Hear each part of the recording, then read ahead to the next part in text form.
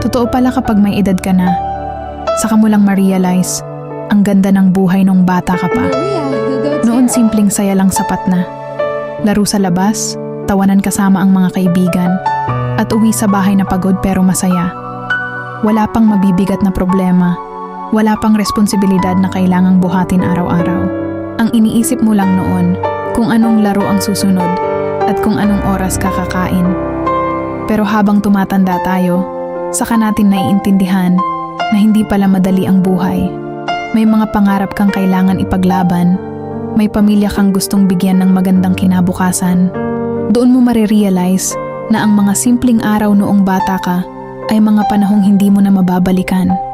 Pero pwede mong gawing inspirasyon para mas lumaban. Kaya kung pagod ka man ngayon, tandaan mo lang, minsan kang naging batang puno ng pangarap at hanggang ngayon nasa iyo pa rin ang lakas na iyon para ipagpatuloy ang laban sa buhay.